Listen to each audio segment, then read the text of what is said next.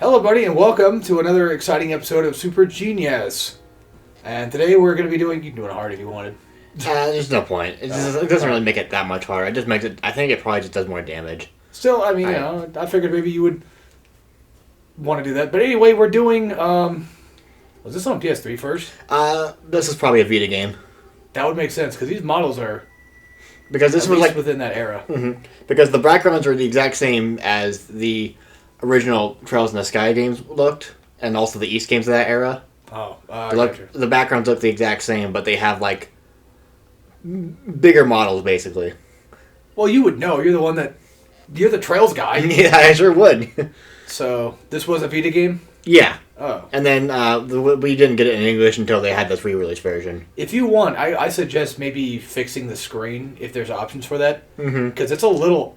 As you can see in the bottom left. Yeah, because I remember having to deal with this on my TV, because my TV's kind of weird and old. That's just how they are. So yeah, I'll go check it whenever we are done with the introductory cutscenes. Cute art style, though. Oh yeah, I honestly, this game really... I love the models of this game. They look really nice. That one's remind me of FF10 in a weird way. And a little bit of Symphonia. Mm-hmm. Because that was around the era. But, yes, if you couldn't tell, we're doing Nayuta. And so, because this is the PS4 version... Which, by the way, is kind of hard to get your hands on. Just want to say that right now, physically. It's not that cheap. If this is the PS4 version, did they add high-speed mode?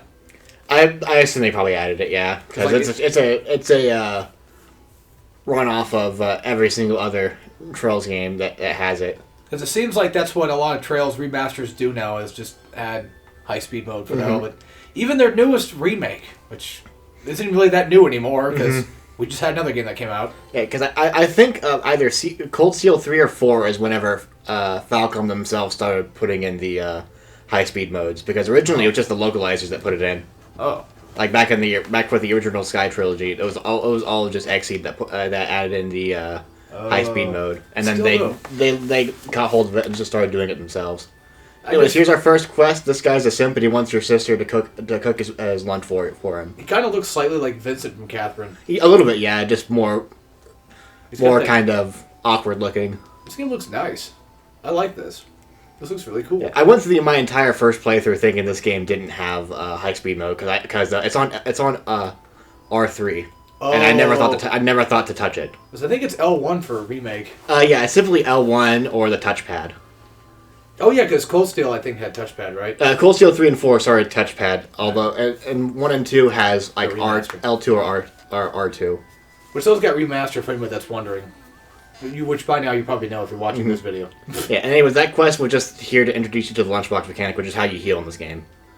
You just, as you get more recipes and you cook more lunchboxes, he gives you more lunchboxes, so you can have up to 6 lunchboxes to heal yourself with while you're in a level, which is pretty neat.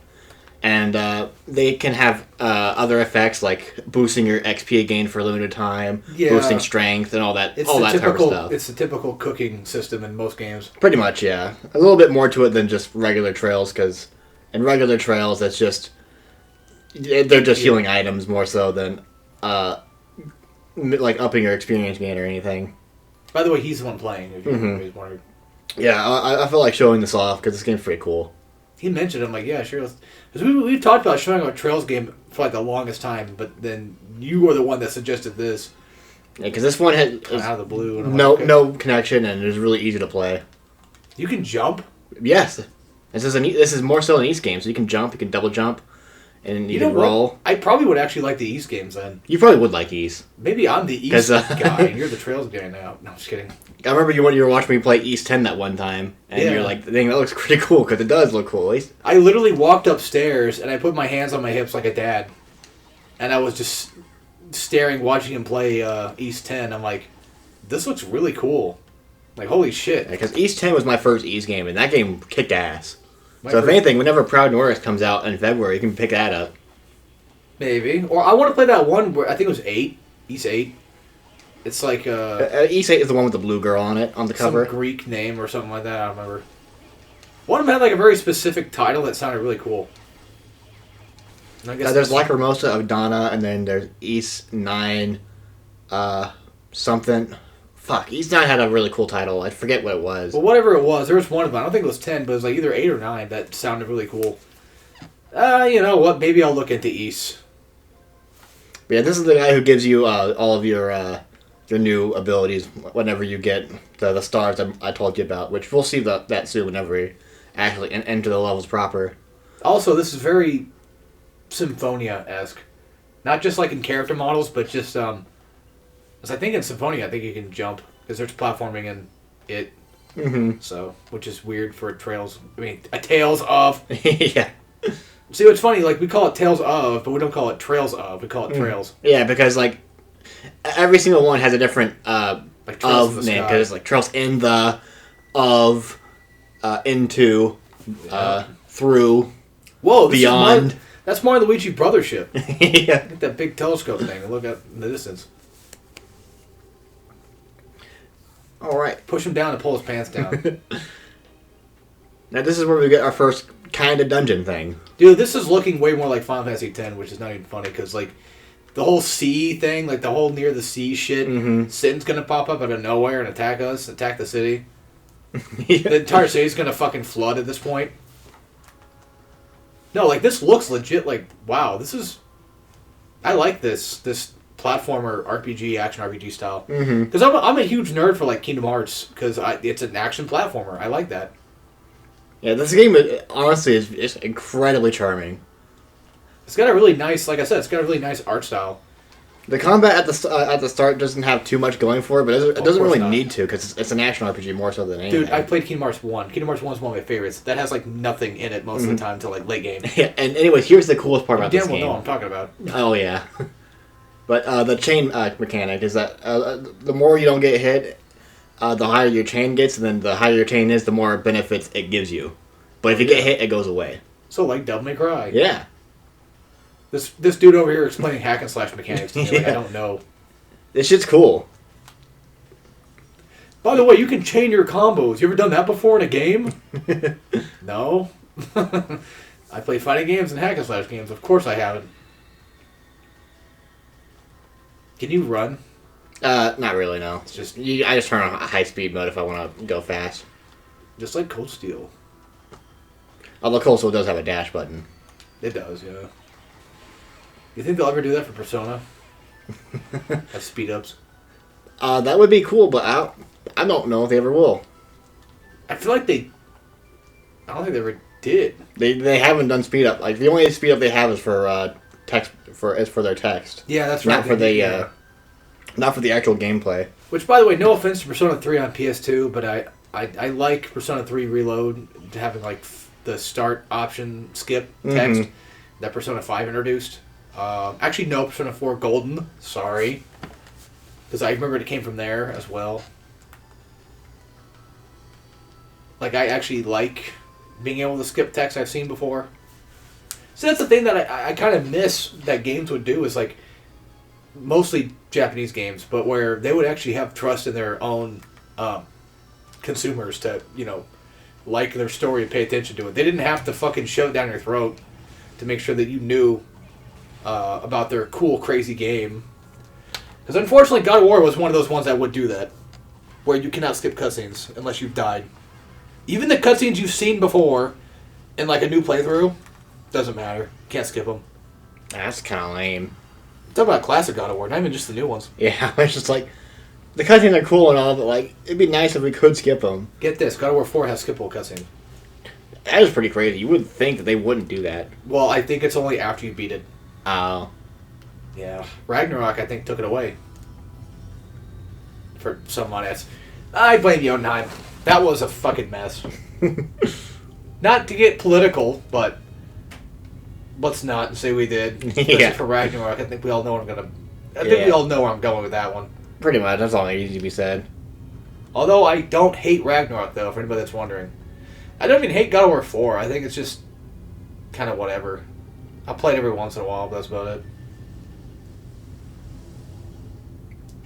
So these are definitely not the bad guys of the game. Oh, no, these guys are chill, totally. These guys are the types of guys that work for the bad guy, or like it's going to be some twist villain thing at the end, like, oh wow, we weren't actually the real bad guys the entire time. We're trying to just protect you.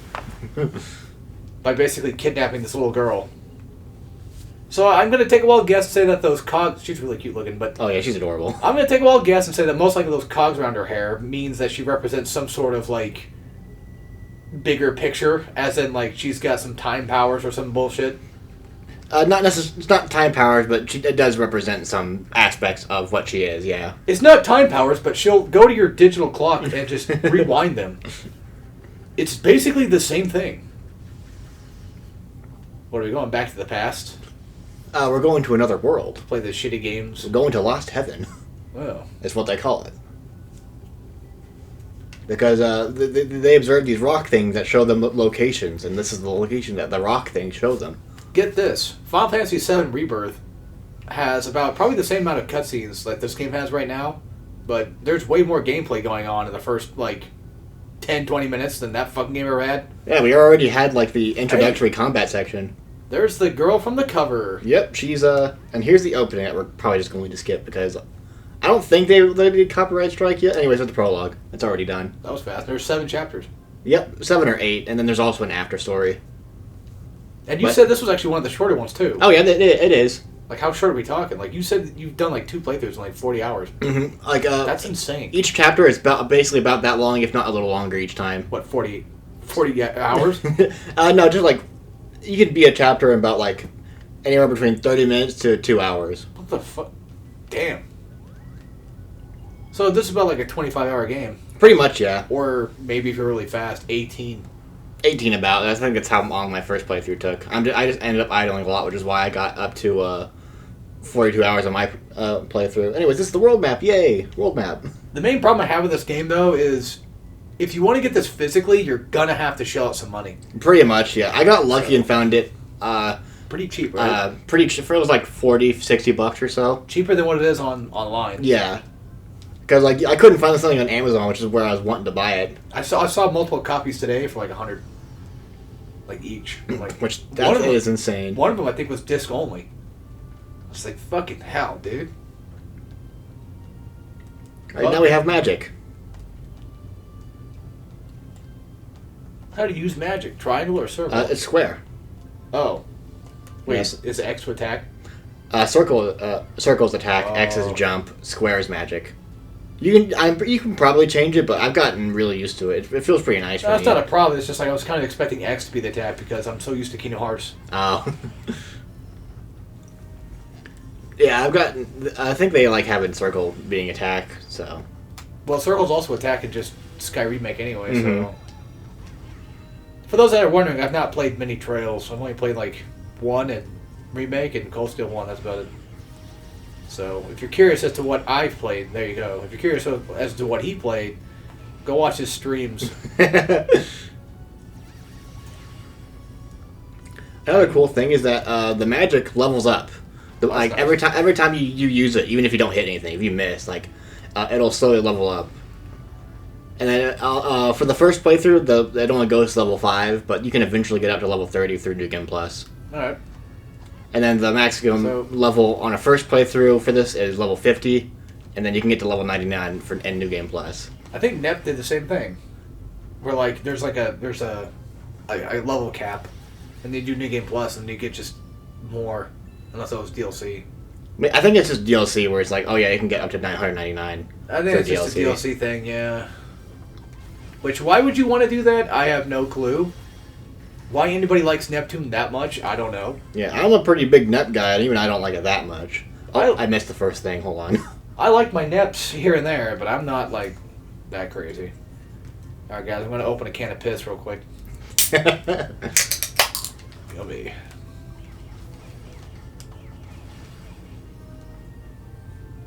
Yeah, this definitely seems like it'd be more of my alley. I like games like this. That just kind of... I like my action RPGs. Mm-hmm. Anyways, those little crystal things that I break, that's how you get one of the 3 stars that you can get for each level. You just gotta do a mission, you gotta get all the items, and then you just gotta beat the level in general to get 3 stars.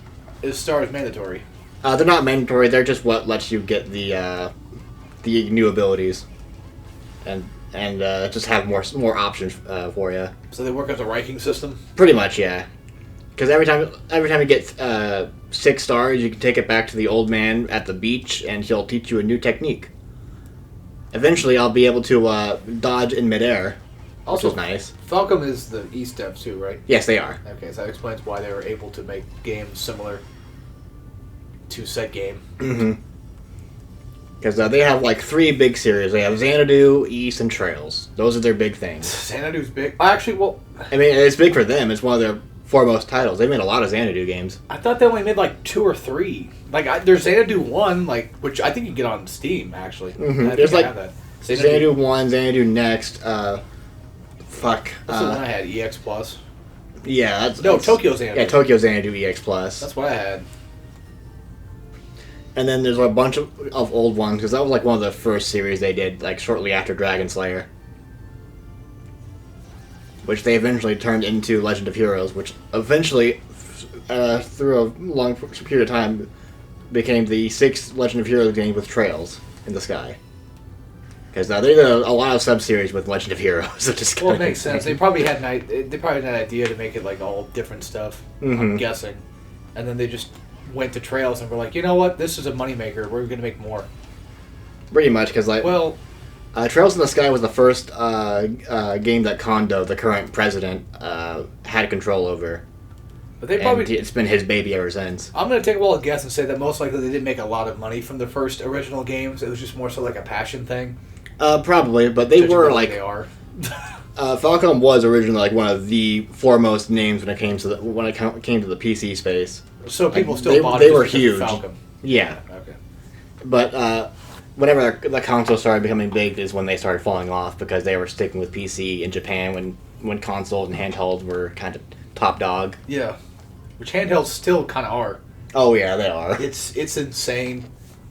You want to talk about handheld shit? Like, we were talking about Vita earlier, but man, I am the most racist person when it comes to Vita games. Like, racist toward Vita games. Not toward Japanese people. Don't get that mixed up. Mm-hmm. Those are 2 different things. Specifically, I hate Vita games.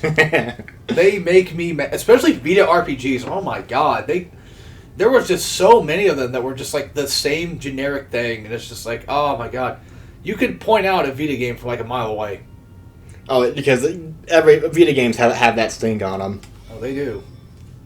Now that they're like bad to play, but just like I never had like any real care for a lot of them. I don't know,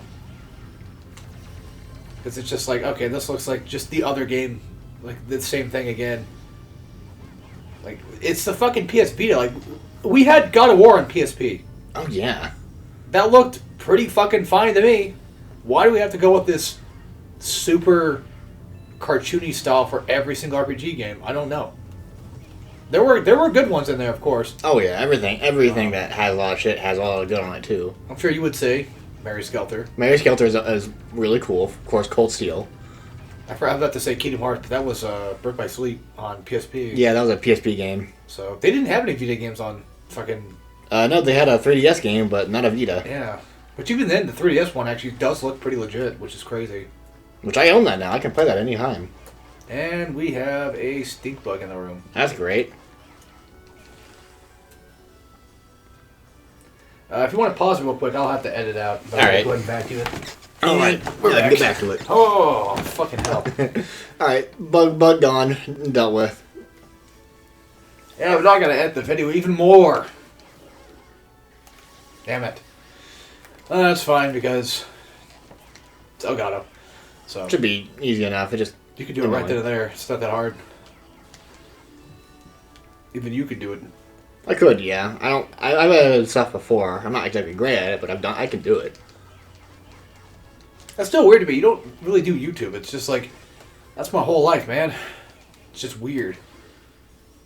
Weird that other people don't do YouTube as much as I do. Which is why, hopefully, starting next year, maybe I'll slow down on it. Come back to real life. You know? Actually start playing games in my backlog instead of playing the same games over and over again. Yeah. That's what it's I do. It's easy to fall into that. Because it's nice to play something comforting. Well, I don't know, it's just, after FF7-2, it's just like, yeah, like, this is really I'm starting to crack when it comes to new stuff. Especially stuff that I'm maybe not exactly the most familiar with. Not that I'm not familiar with Final Fantasy, but which I mean I kind of am. I feel I skipped out on 16 on purpose. I played the demo of it. I saw the writing on the wall, and I'm like, I'm not touching that one. But it is $20 on Amazon, so it's like, I mean, for $20, it might be worth it. But for 60, no, no, man. Like the thing is, I bought Final Fantasy Rebirth for like $30, half off. And I still just am like, makes me just want to go back to playing Xenoblade 2 instead. That was the thing I was doing. I still haven't gone back to Xenoblade 2. Probably never will at this point. One day I will, but just not anytime soon. I don't think you've played a different game in the last 3 years.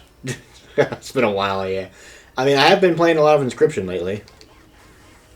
Okay, you haven't played like a new game that isn't Trails. Yeah. The only like the last 3 new years. like the only things I've played is just Expedition and Metaphor. Well, that's true, you did. But everything else has been Trails. Fuck, I forgot about Metaphor. I always forget about Metaphor. Yeah, Metaphor just kind of came out and happened. I liked it. I enjoyed my time with it, but it's like I don't think about it too hard that often. Unless it's about Gallica. Did I? Oh, well, maybe not. Okay. Probably picked it up. Most likely, maybe your range is a lot further than I think it is. No, you just walk right into one. Just stupid. Mm-hmm. And also, I just remember that this is the first level where you can't get every single one of those purple crystals. Wait, no. You can get all the purple crystals. You just can't get that chest. You gotta come back to it later. And that adds replay value. There you go. Well, I mean, it's a stage-based game. I kind of expected to do something like that. Fuck, I missed. Will you ever get a hold magic button to like charge up multiple shots to target multiple enemies? No, that's not a thing that they have. They have like all sorts of different. They have ones that home in, and they have ones that stay out for a little while, and like hover around you and whatnot. Some that burn, some that electrocute, some that freeze. Yeah, it's more so just like each individual one has its own little properties to it. Real quick, does rolling make you go faster? Yes and no. I feel like it does, but I don't entirely know if it makes you go faster for sure. I was gonna say, like, try rolling like multiple times to see if like it has any sort of speed to it. No, I think it takes too long for the recovery. But I mean, it is faster, but like the amount of lag that takes between doing another roll might be. There's an ability that the fairy that's with you gets later on that makes rolling really fast, but it takes a bit before you get it, which is sad. I assume that if I was playing this on Vita, I probably would have been doing that like all the time. Oh yeah. I sometimes still just do it. So yeah, eventually I'll get an attack that lets the fairy break this, and we can come back to get that. Very chance. nice. Oh my god, it's a Metroidvania. Alright, the plum shot's already almost at level 5. It's level 3 right now. I'm just surprised that we got into the action this quick. Oh yeah, this game's fast. We did skip cutscenes, but True. Either way, it would have taken a lot longer if we watched them, but skipping them, Yeah. you go right to it. Speaking of cutscenes, again, I find it funny that I bitch about FF7 Rebirth having like way too much fucking cutscenes and walk and talk shit, but yet like Kingdom Hearts 2 doesn't get started until 3 hours in. It sure doesn't. But the difference is, I actually don't mind Kingdom Hearts 2 Roxas stuff. Well, playing it, you know. Because it's kind of cool. It doesn't hurt to play it. If you were playing it for the first time ever, it does kind of drag on a little bit, not going to lie.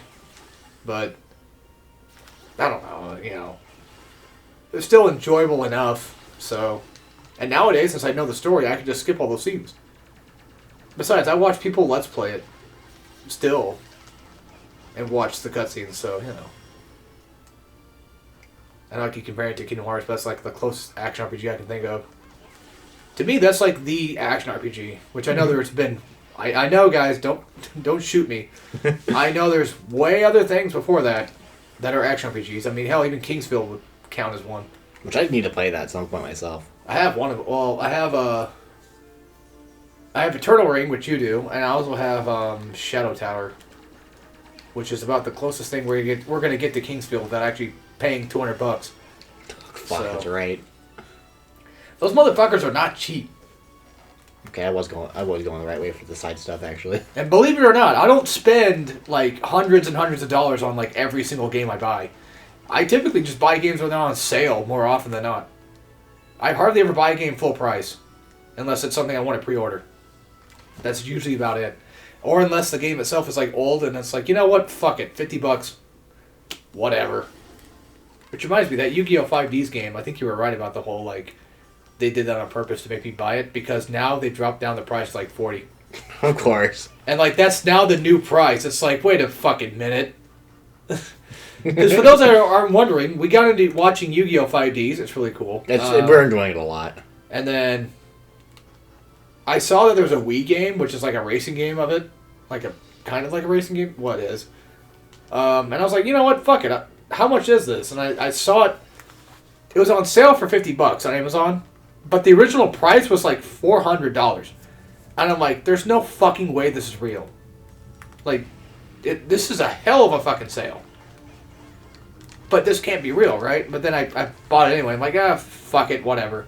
Maybe it is real. Maybe the sale was real. Well, I don't think it was. I got juked into, like you said, you know, it's most likely that. I think you were right, because now it's just not $400 anymore. Now it's just all of a sudden 50. Yeah, people get fucked. Definitely want to make use of sales. Well, that's how you get people. I mean, I think, didn't Steam at one point do that, where there was like a bunch of games that were like, I don't know, $40. Like, that was what the original price was, but they pretend like it was like $80, and now it's on sale for $40. Mm-hmm. Is that, like I said, that is a way to get people to buy games. Unironically. And it works. Me. But then again, I'm also kind of a bit of a cheap ass. Like, I've had games on my wish list that were on, like Call of Duty 2 on Xbox. It's every time it goes on sale, it's always $10, $10. And every time I'm like, nah, I'll wait for it to be like $5. Never goes on sale to be like $5. It's just always 10. And this time I just said, you know what, the hell with it. Fucking Hardcore Uprising or whatever it's called, that one Guilty Gear ass looking game. That's on sale for like $5. I'll pick up Call of Duty. Whatever. So, there, now I have Call of Duty 2. Cool. And those were the decent Call of Duties too. Not to sound like a boomer, because like I didn't really grow up with the PS2 ones that much. We had them, like, eventually, later on in life. But I think the first CODs I played was actually COD 4, I think. And then I played Finest Hour at my father's house.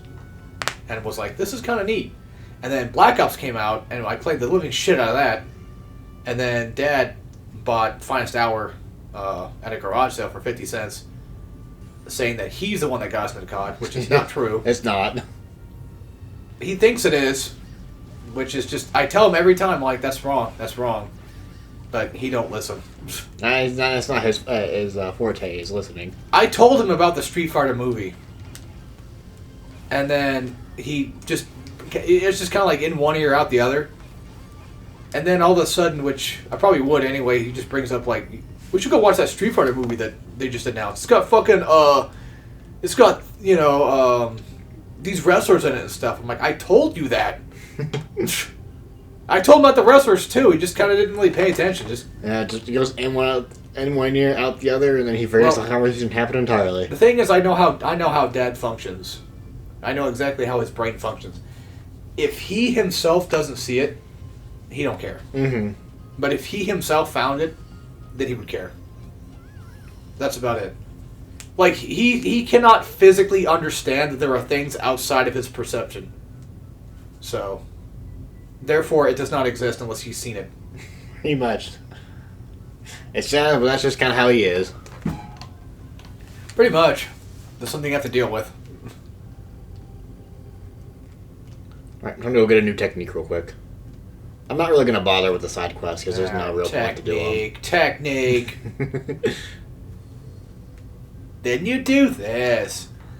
Spin it around. Or bring it around town. He looks like one of the masters from Birth by Sleep. The guy he does look like Ericus, actually. Ericus, yeah, the guy that hangs out with Xehanort all day. Or whatever. I forget. I think it was Xehanort. I guess not talking about Kingdom Hearts, but everything's fucking looking like it. It's bothering me. We now have a new technique. If you press X and the attack at the same time, you can do that. I missed that. I missed that technique. I use it a lot. I was gonna say, how useful even is that? Very useful because some things fly around in the air and they're hard to hit if you don't do that. Because it hits a pretty wide area. With my dumb brain is thinking combo potential, but it's like that's not what this game is. I mean, you can juggle an enemy in the air if they have enough health with that move, which is nice. All right, cool. That's always useful. I can always show that off pretty easily here. All right. I like this stage select type stuff though. It's really neat. That's a cool 2D image. Why does it look like he's always bloody? I don't know. Like, that looks like he got knocked in the head and just hasn't cleaned up his blood on his head. Is bro trying to go for the Kratos look? Probably. He is your edgy friend, basically. I'm talking about our main character. It's probably because of the little hair clip he's got. But it looks like straight up blood dropping down. Like, yeah, okay, I can kind of see it now. I never thought of it that way. Okay, they died too quickly for me to really juggle them. by the way, if anybody's wondering, why does high speed keep turning off? Well, Dalton just does it himself, but I'm sure that a lot of times, especially in Sky Remake, they tend to turn it off sometimes here and there, I've noticed. Also, I'm just turning it off every now and then whenever I feel like it. I just said that. Yeah. Okay, I thought you were insinuating the game did it, but yeah, I was just being dumb there. Alright. I'm so glad that they just do high-speed mode, even in a game like this. It's nice. It sucks because it makes me want every fucking RPG to have that. It's not fair. Why is this the only series with it? Because I can't think of many others that do it. There really isn't. This is the only one I can really think of that does it a lot. And it fucking... Like, I like speed, man.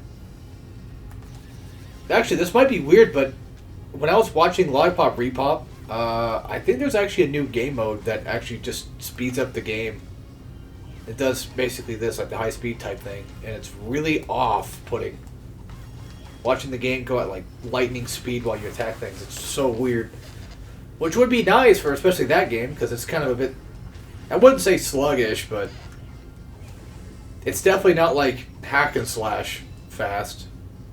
Just saying. Yeah, that game probably could have been faster. Yeah, and it would work for it. Yeah, definitely. I know you haven't played it much, or probably even at all. At all, yeah. It's one of those ones where it's like, it's not really a hack and slash fully. It is, but if anything, it's closer to just an actual action RPG. Funny enough, in comparison, like your regular run-of-the-mill ARPGs, even though Lollipop is not an RPG. I'm just mentioning that speed-wise, yeah. Mm-hmm. Because speed is nice. I like my fast-paced games. Lets you get through things faster. I like my fast-paced games. It's just the way I am. I like things being fast. I don't know. Like, it's like, I don't know. Like, when I'm playing a hack and slash, I feel like there's more challenge when it's faster, and then I feel cooler when I pull it off. I guess.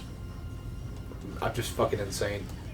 I'm getting Crash and Tomb Raider vibes now in this environment. Yeah, this is one of the temple levels, because we're in a temple right now. We're in a tomb. We're raiding tombs. Well, if it's a temple level, then Crash got you there. So that's got temple levels. Guessing those fans somehow don't do anything. Well, they blow you. They blow you a little bit. Oh. So if you're not paying attention, they can blow you off. But it's more so just you got to follow them, and they'll give you a little bit of damage. They're not even moving that fast. They shouldn't realistically even be blowing wind at that speed. Yeah. It's too fucking slow. Alright, now I got some armor for him. Let's go. And it actually shows up on your character, which is neat. That's a rarity. Real-time effects is kind of neat sometimes.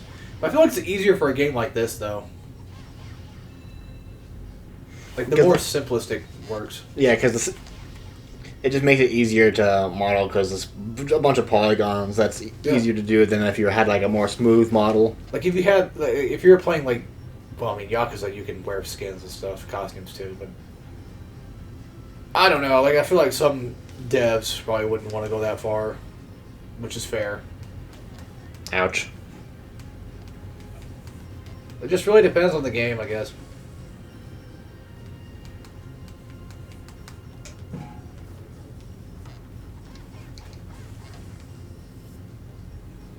Okay, here's a part of the level I have never understood.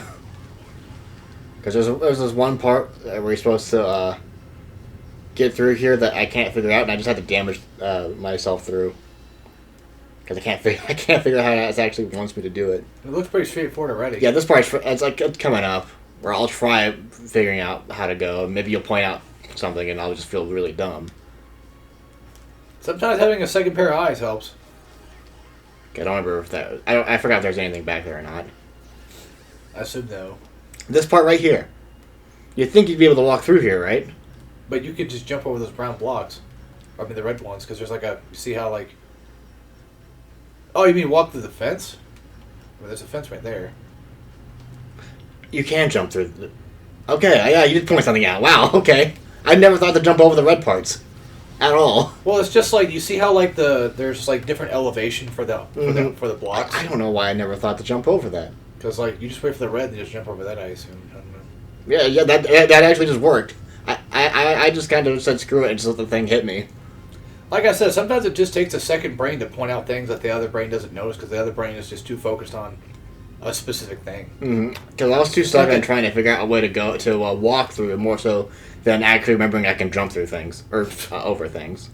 It's not really a stupid, you know. It's not like you're stupid. It's just like it just happens. Sometimes I overlook things too.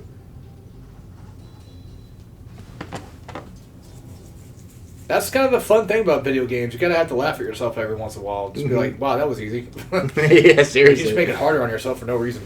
I really did. It's funny because while I was playing DK today, there's like a banana that's like hidden behind some lasers, and on accident, I kind of went above the roof where the banana was, broke down, and just avoided the lasers entirely, and was like, "Oh, okay." All right, nice. But I like how you can do that. Like, Bonanza, you remember how, like, well, they brought it back in Bonanza, but, like, in Mario Odyssey, if you were to go out of your way to do something that no other average player would do, you would get rewarded for it. Mm-hmm. They fucking did that here in spades. God, it's cool. That miss, was that just because you dodged? Or That's because I dodged, yeah. Okay, I thought there was, like, a random chance to just have an attack miss. Yeah, it'll show miss if I dodge something. Well, yeah, I'm just wondering if that was random chance or dodging. But yeah. It's not random. If it says miss, it's either the enemy doesn't take damage from physical or magical attacks, or you dodge. Pretty simple. Alright. We're the way back to DK, but like, yeah, there's always just like this other option that they don't really tell. They have specific ways of how they want you to do bananas, but you don't have to. There's always like, which is great because the game early on already just teaches you by default that you can break anything and everything in sight. So it's like, at that point, how do you want to approach each thing?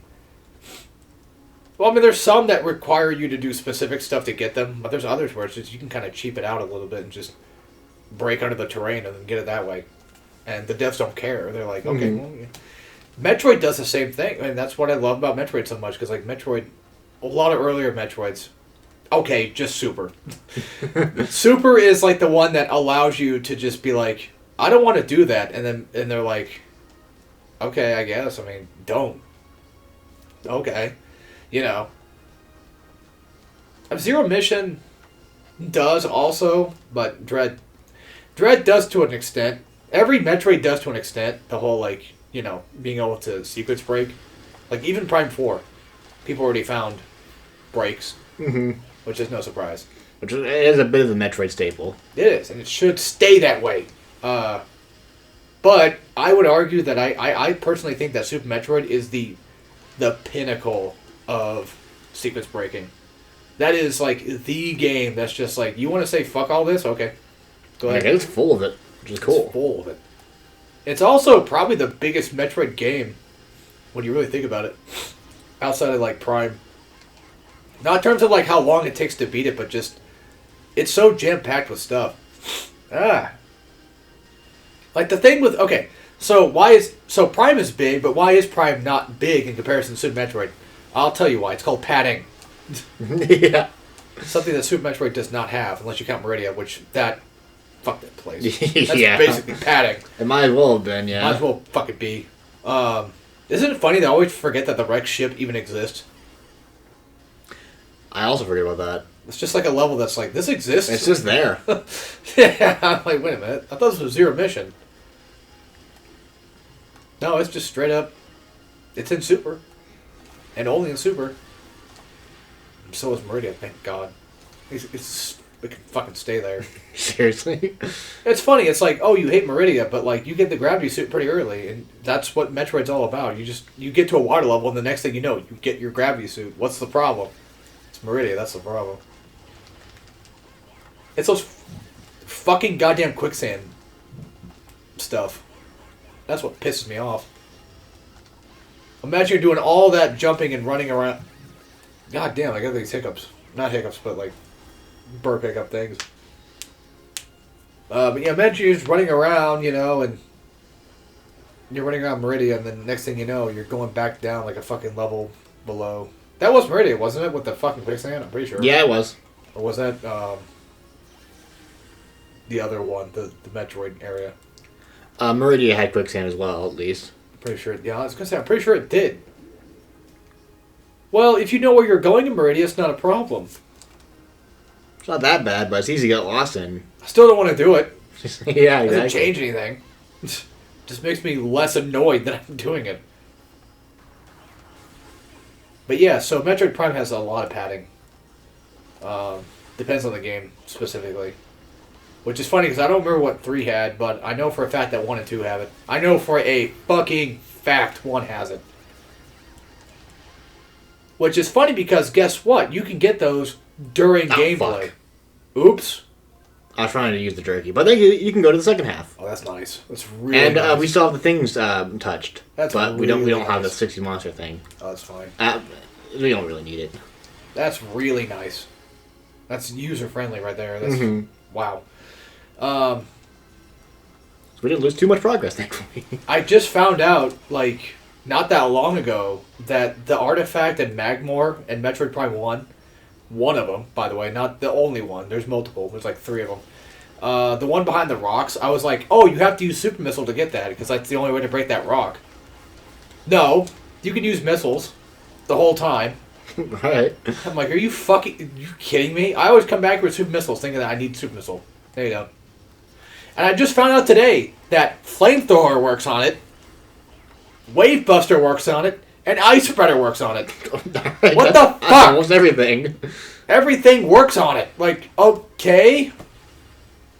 Why did nobody tell me that before? All these years of playing Metroid Prime 1, I never knew that. Not that it matters. Well, it does help a little bit, though. Because now I can get Artifact early. Right when I see it. It's like, okay, well, get it hit with Missile and I'm done. Yeah, might as well, yeah. But anyway, so explain the padding. So there's 12 artifacts. And you can get them throughout your game. You don't have to wait till the end game like I do. No, I'm not insane. I do it all the time. I did it for my Let's Play, my original Let's Play. Just to show them off, I think. That was a bad idea. Nobody deserves to see those. Nobody deserves to know where they're at. Go find one on your own. Leave me alone. I actually, on my remastered playthrough, yes, I did remaster just recently. Because I'm fucking crazy. Well, I love Metroid. What do you want? I actually got all of the artifacts by memory, except for I think 1 or 2 of them. And the one in question, I was like, I'm sure I know where that you fight a boss to get that one. But I forgot which boss it was, so I was half right. So, you just had to go back down and go fight an Omega Pirate. You didn't have to fight the Omega Pirate. Which I also learned something about him today, too, folks, for that play Metroid Prime. The Omega Pirate, the guy with all those armor pieces around his arms and shit, Power Bomb. They're all gone.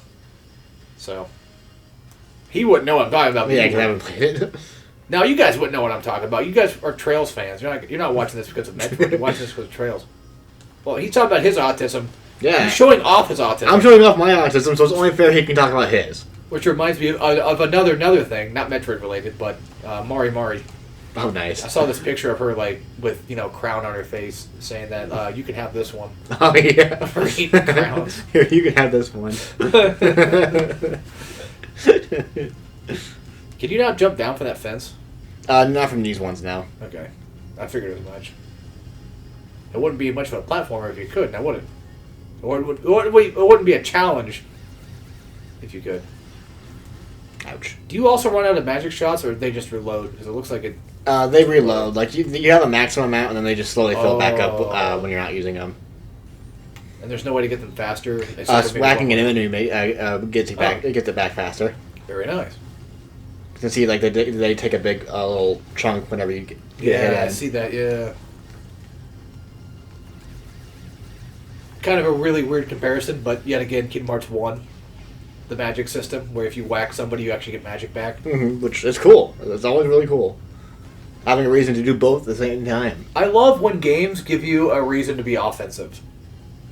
Guilty Gear does it. You get more attention if you're offensive. You actually lose tension if you're defensive too much. Prevents turtling. Because if you turtle too much, you're just going to start losing your meter. Mm-hmm. So, and that's not good. Nope. What do you think? I already fucking hate the wall breaks in Strive anyway, but the fact that you get positive tension from a wall break, I don't think that's really deserved. No, you should lose some. But then again, like, that's... I don't think you should lose meter from fucking wall breaks. Yeah. I'm just saying, like, I don't know, like, I get why they did it, because they want you to wall break. That's their whole new gimmick, is they want you to do that. I don't like the wall breaks. I don't like going back into neutral. I like making sure my fucking opponent stays in that fucking corner. Yeah, because, like... Then what's the point of a burst, then? Mm-hmm. It just kind of devalues the burst a bit. That's what I see it as. Yeah, it's like, okay, well then what's the fucking point? Yeah, like what's the point of bursting if I'm just going to get wall splattered soon anyways? You see, the thing is, there's people out there that play these games that they'll just use burst at the start of a round. They'll just use it like as soon as they get hit by one attack. Then they're fucking stupid. They deserve to get beat up. Exactly. End of story. If you're that type of guy that gets hit once in a match and you burst, you're just basically like, especially if you play with, like say like you play with your friends a lot or something like that, then they're just gonna learn your stuff and they're gonna be like, wait a minute, I'm just gonna burst bait his ass, and then you'll never learn. Mm-hmm. That'd be your fault, yeah. You fucked up. It's all on you, man. Maybe we should go back to giving people 2 bursts now, because God forbid they can't fucking keep them themselves. Or God forbid they can't just keep it. What game had 2 bursts? I think it was Blaze Blue, I think, did. It was either Blaze Blue or Persona. I don't know. But one of them has like a double burst. I think the only way you can get double burst in Blaze Blue is if you don't use burst in that first round. And then you get 2 for the next round. So it also incentivizes you not to use it all that much and to be smart with your stuff. I also like how Guilty Gear has the attack, like the attack burst. It has like different bursts, like one where you're blocking, one where you're, one if you whiff, and another one where if you actually hit them with it, you get full meter from it. Which is awesome. Mm-hmm. So it's like you're just spending your burst bar, your defensive option for more offense. Guilty Gear, man, it was something good, and then they just had to fucking make Strive. Yeah. Strive was looking so cool when it was coming out. I'm still miffed. And then it just came out, and it was just kind of whatever. Well, it was nice at first, and then they fucked it up, and then they brought it back with Season 2. And then they fucked up with Season 3 and 4, in my opinion. Especially Dizzy. Dizzy used to be the queen of fucking pieces of shit. And now she's the queen of nothing. Mm-hmm. She got... Strive is basically sandpapered. For some characters. Soul Bad Guy can do a 3 corner carry combo in one. Yeah. Soul Bad Guy can carry you from one corner to the other one and back to the other one. And that's just Soul Bad Guy. What can Ram do? Oh, I just hit you into the corner and then I do a wall splat and then I wall break. Wow. Alright, cool. Wow, okay. Maybe she'll have a side switch. Maybe. Which, I don't even know anymore. Poor Ram. Which is funny because I'm sure there's tons of Ram haters out there that are like, well, good, I'm glad you got fucked. You don't deserve any of that shit. We are doing no damage. I hope this is one of those cases of like... I probably could have bought a sword at the spawn or something. Oh, so this is going to be our damage the entire time. At least, unless I can always just go back real quick and just go see if I can... Oh, never mind, I'm stuck. Well, because I was curious, like, is this one of those types of boss battles where, like, you'll do a certain amount of damage and then you get, like, a really cool thing that happens where he just loses, like, a ton of health? He might have, like, a point when he starts losing health. It's been a while since I fought this version of him. This motherfucker going Bowser 2 on you. Yeah. And that's another reason why that spin move is really good to grab. I see. It's for this boss especially, because his little hurt box is just barely out of range. But hey, the more hits I get without taking damage, the more damage I'll end up doing in the long run.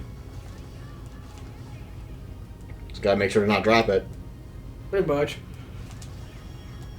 Well, I mean, now that I see it, like, as I'm watching the health bar actually go down, which I didn't realize was from the left, now that I'm seeing it go down, it does look like you're doing damage. Mm-hmm, but, like, the numbers, no. Yeah, because I was only doing 4 originally now, and now I'm doing 7.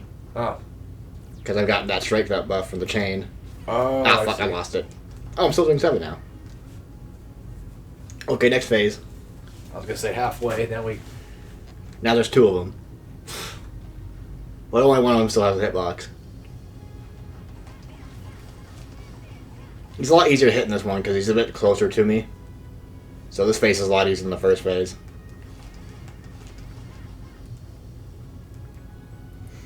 So just got a lot of waiting around to do while he does his things. Yeah, but he's easy, so... He is pretty easy, yeah. That's kind of the idea. I forgot about this move. Because I tend to kill him fast enough that, like, I never see it. Well, it wouldn't be a super genius if we didn't show off things. Holy moly. Speaking of things I forgot that they did. What the fuck? The game loves fucking with perspective like that. It's really cool. And now they switched.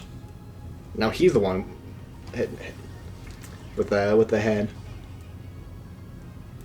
Does magic fare against them? I mean, it works. It's just this one doesn't have like any lock-on features, so it'll just end up missing. Yeah, unless you're really accurate.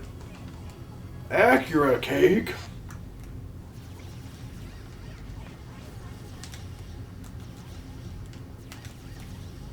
Okay, so the beginning magic you get with isn't exactly very good. You had to make sure you're actually facing the guy. Unlike some other ones where you can just launch it off, but we're almost done.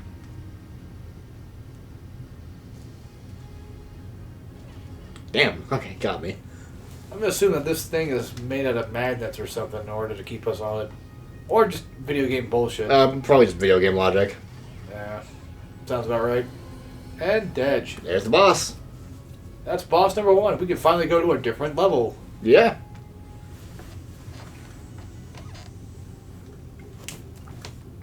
And there's our buddy. Because I've definitely seen enough of this level already. Oh, yeah. Let's go somewhere new. And there's the first chapter. What the f... That was all of it.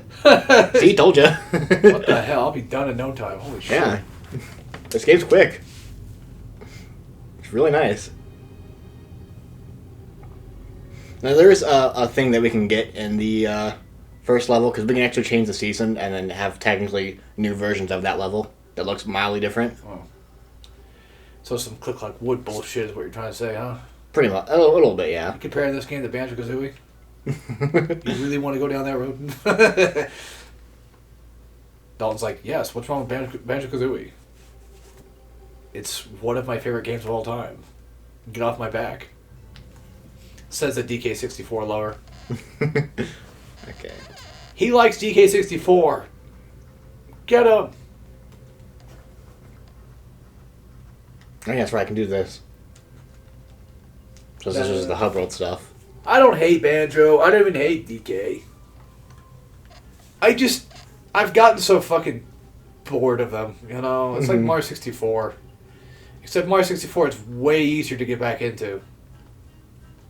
Until I go downstairs, and I'm like, you know what? I don't feel like playing it anymore. But Banjo and DK are much worse about it. Like for Banjo, it's like I'll get past Momo Mountain. I might even do Treasure Trove, and then I'm just like, okay. Ooh, nice.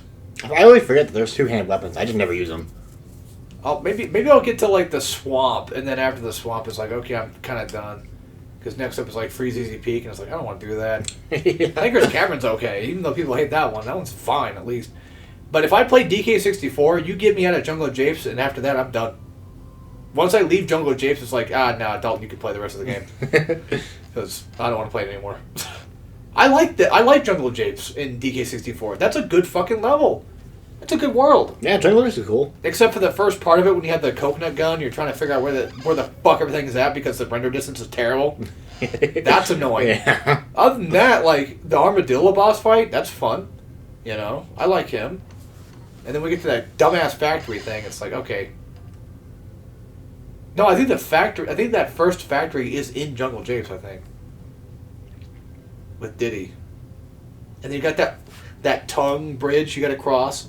Oh, and because yeah. it's 64, like you can't just hold up and it just goes up anymore because fucking DK64 is made out of fucking duct tape and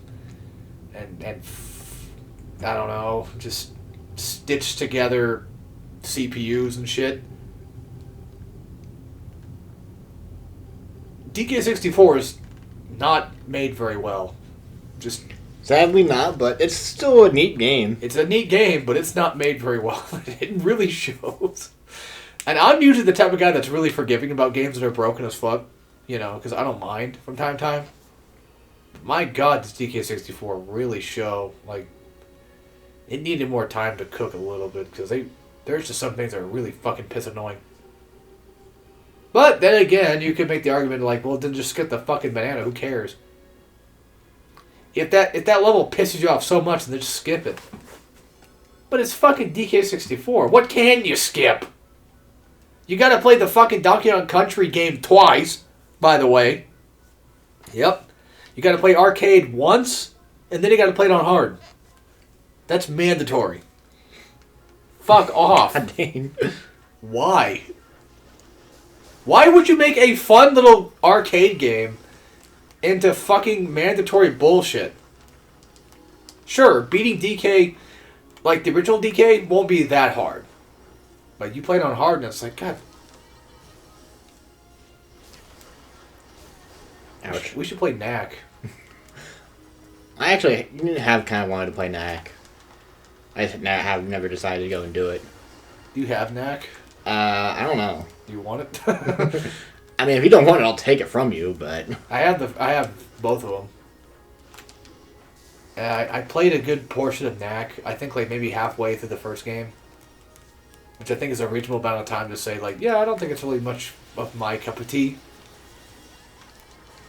I think even had a hard mode too. I was surprised to see, and I was like, what the fuck? This game has a hard mode? I think that's what ruined it for me. Is like I put it on hard to find out that like you die in like 2 hits, and I'm like, oh.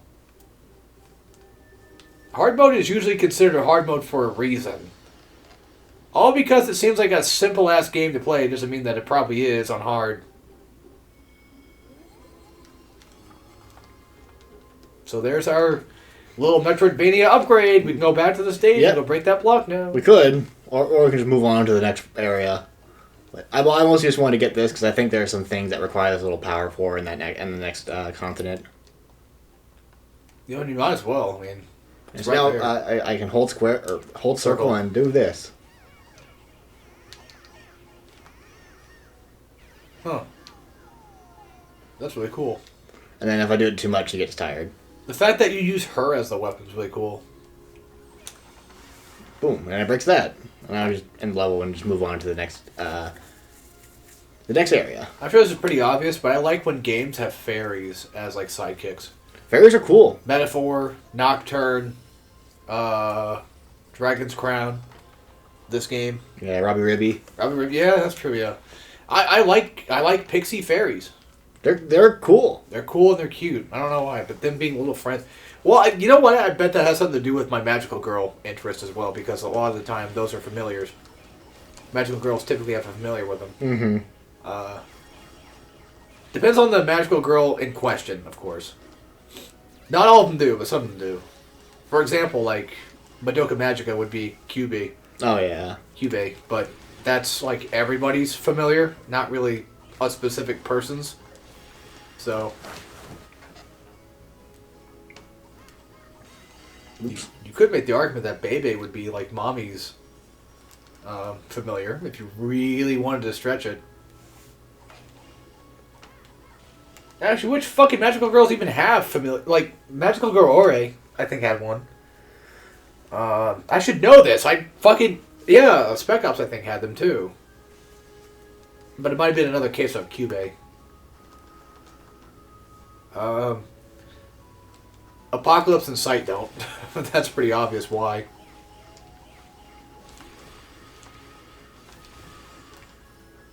Okay. Those are my favorite magical girls too. It's funny, people make fun of people for liking dark magical girl stuff, which is very fair because we got a lot of that. That's a pretty... to be fair, nowadays it's kind of generic of a thing to do. Yeah, because it's been done a lot at this point. It's been done too much. But, how would they think about somebody that actually does like them a lot? How would they fare with that? You'd be like, whoa, you can't just do that. You can't just like that. That's too much. They're generic and they're boring. Well, what if I like them? Someone's bound to like something. People fucking eat up shonen shit all the time. Yeah. It's only... JJK's popular. Yeah. Yeah, but I don't feel like JJK is really exactly like the most basic shonen shit either. Yeah, I'm sure it does a lot of shonen shit. It's probably like better than like the bottom of the barrel. Yeah. Well, it's funny because I don't feel like there's really a lot of. No, I'm sure there is. But I feel like Isekai has the bottom of the barrel. Oh, it sure does. When it comes I've consumed a lot of it. That genre is just, oh my god, it is so fucking It's thrilling. potato chips. Yeah. Some people just really like potato chips. Well, here's the thing, though.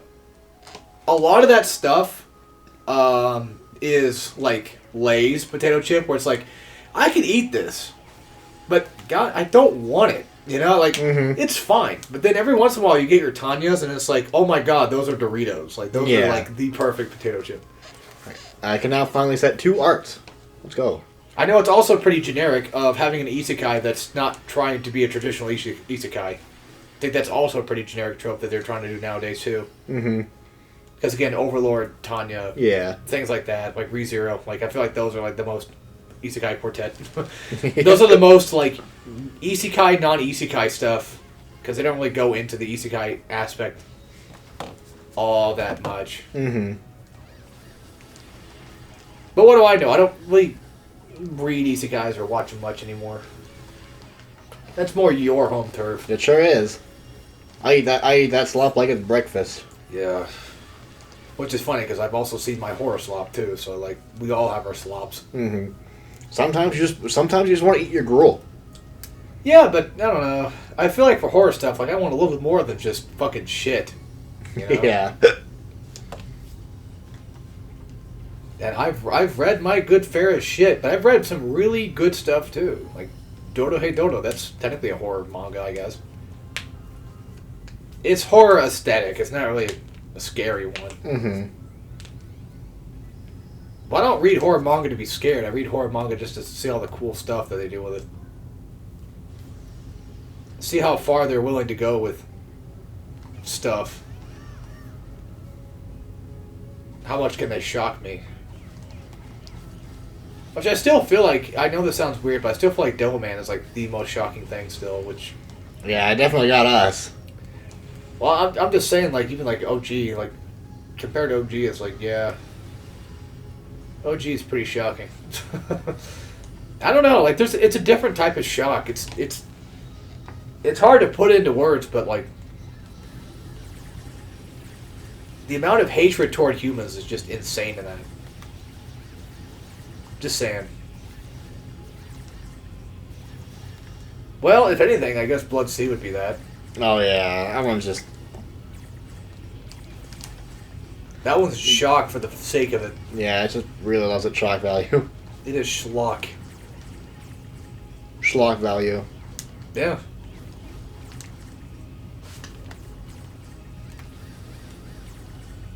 I mean, I enjoyed it when I first watched it, but man, is it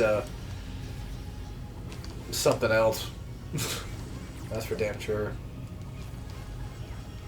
But like I said, there's something. It's more so like Devilman's more poetic. It's just, I don't know. It's a lot more shocking in that way. Like it's actual pure.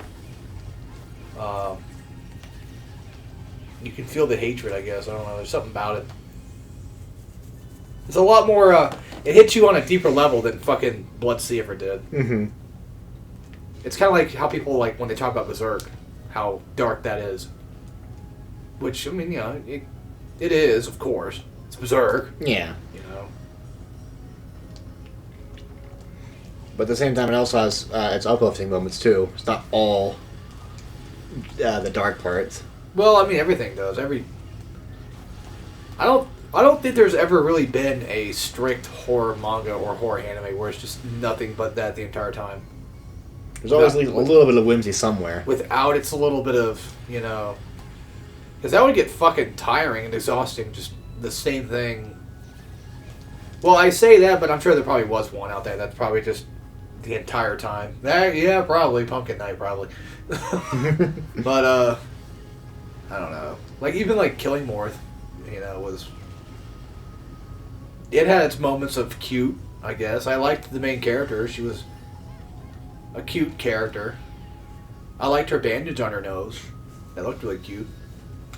On her nose. When she went bowling with her family, that was... And ate ice cream. It all went downhill after that, of course, but, like, you know, that's to be expected. Mm-hmm. You know? Like, even Madoka Magica, which is supposed to be, like, you know, one of the more depressing things, still has its moments of whimsy and fun. Yeah. I mean, Monica, her fucking self, is the embodiment of happy hope. So, she is the complete opposite of Hamura. She's an optimist. Yep. Whereas Hamura is a pessimist. That's putting it lightly. It's kind of a tragic irony, is pretty much what that is. I still find it crazy that I never really thought to put the two and two together that Song of Saya and Madoka were the same writer. They sure were. It just doesn't feel the same. Saya's... Remember when I talked about Devilman having like that specific like in your pit of your stomach feeling? Mm-hmm. Saya has the same thing. It sure does. Unlike Madoka. Madoka's sad, but like it doesn't have that same sort of like in the pit of your stomach. Saya does, I feel. That's where it hits me the most. It's like, okay, yeah. Especially that ending, the true ending. Yeah, that one was just like, fuck. It was like, it's kind of beautiful in a way, but it's like, shit. Well, yeah, it's the Devilman thing, where it's poetically disgusting. You know? Mm-hmm. There's something about it where it's like, wow, this is really fucking disturbing, but like, there's something poetic about it. Like the ending of Devilman, for example. Mm-hmm. Remember that? That one's poetic. I don't remember like the full aspects of it, but I do remember it, yeah. Well, basically, Rio falls in love with Akira, but he already killed him. Mm-hmm. And then the world gets reset. Oh, yeah, they did do the reset thing, yeah. Yeah. They didn't do that in the OVAs, but they did that in Crybaby. Yeah, Crybaby is probably one of the more closer things to Devilman in terms of like manga-wise. Believe it or not. While still being its own thing. They still do the clurb, of course. Mm-hmm. Every Devilman does. Except for the other OVA that I think was more specifically based on, like, I think it might have been its own thing. Nope. There you go. I learned. Either way, I would say, I feel like Crybaby is like the closest to the manga, now that I think about it. In terms of events, like, we get the whole shebang, it seemed. So, things were different, yes. A lot different.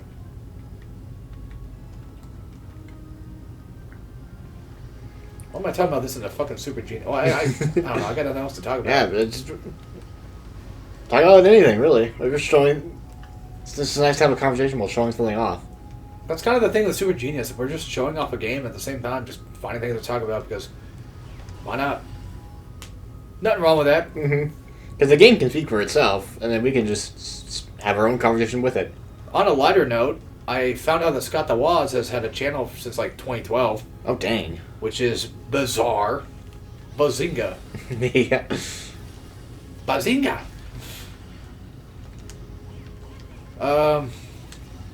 The Scott the Woz video was funny, which we talked about that before, but the last one was good. Oh, yeah, I like that episode. Good content. That's it. We gotta go to GameStop.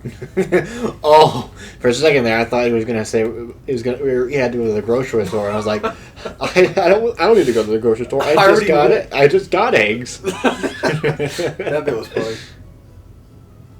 I like how Jib Jab gets so fucking fed up with whatever bullshit they're doing, and he just says, "Fuck, I'm going to work." Yeah, I'm going to. I think he went. Oh yeah, he was a GameStop employee now. Well, he said he was going to work at GameStop. Yeah. So I don't think he was an employee yet. I think he became an employee that day. Because he was Wendy's employee first, then Target employee. No. That's Jib. No, that's a different guy. Oh, okay. That's Wendy's employee. Oh yeah. I'm talking about Jib Jab. Oh yeah, that's right. Okay, yeah, never mind. He's the worked, Gex guy, right? Yes, he worked at GameStop that episode. Makes you wonder if he actually works out there in real life. Probably not. There's no way in hell. These guys are. I think they're making good money. There's no way the fuck they work on a goddamn GameStop. I hope not. Yeah. They deserve more. Seriously. They're good. They seem like good, funny fellows. Which is also funny because like whenever I watch them outside of Scott the Woz video, it's like you guys are human. I know. It's like I think of them as the character. I know because that's just what they are. That's what they are to me. Like you think of Rex Mose, you don't think of like a chill guy outside of the Scott the Woz. Like he's talking like what I'm talking like right now is basically what Rex does in real life. Which is weird. Yeah, it's like why aren't you the weird character you play? Because like he's like the weird autistic, but like also really aggressive character that he plays. That's his type of character that he is. The overly aggressive type. About anything. It doesn't matter what it is. He's always the fulfilling role of like, I'm going to be aggressively passionate about this specific thing. This episode. Like when they're doing Mario Party. Oh yeah. Which I remember like, Mario Party 3 was like one of the... Like we watched Scott the Woz before that, but Mario Party 3 was like, I think like the turning point for Scott the Woz for us, where it's like, this is really good stuff. Like, really funny. But we watched some things before that. I can't remember what they were, but there was some good stuff. But I honestly like watching Scott the Woz when it's all of them together for like a big skit. Oh yeah, those are always really good. I like those. Except for the border one, I don't remember anything of that one much. The border one was a fine watch, but it's not one that really sticks with you. I don't remember much of the jokes. What was that one where they were because they done this whole courtroom thing before. I do remember the courtroom thing. I just don't remember what video it was and what they. Oh yeah, with the police officer. Yeah, I think so. I forget. There's like the police officer that killed someone or whatever. Officer. Oh yeah, yeah, and they're talking about like something about like trying to get him off or whatever. It's like, oh well. There's like a specific joke about him killing somebody. I don't remember how it went. It's gonna bother me now. Yeah, but I do remember like that's what the joke kind of was that they were like defending him. They're like, oh yeah, if he kills somebody, would he just admit that he did? Or it's just, I'm not even getting it right, guys. But it was funny. It was a good bit, I can't regardless of us forgetting how it went. I can't remember what it was. It's gonna bother me all day now. And then like before that, I think like most of the skits were like Gex was like the Ultra Smash video where they tricked Jib Jab into playing it because they said it was Gex night. Oh yeah. Oh yeah, that's Gex. I like how they put a sticky note on the TV and he's like, yeah, that's something Gex would definitely do. Like that is definitely something he would do. Then he found out they're playing Ultra Smash. Rex was the one that smashed the controller. Yeah. Actually, before that skit, I think was also the skit of they're at that homecoming thing. Oh yeah. And then it's like Rex Mose just hates sex. And he was just there to crush Zack whenever he found it. And then he also had a time where he hated beer, I think. He did have that as well, yeah, but he he eventually pivoted to just hating Zack. That's what I mean by him being like passionately aggressive about something specific. It's always something dumb he's going to be interested in.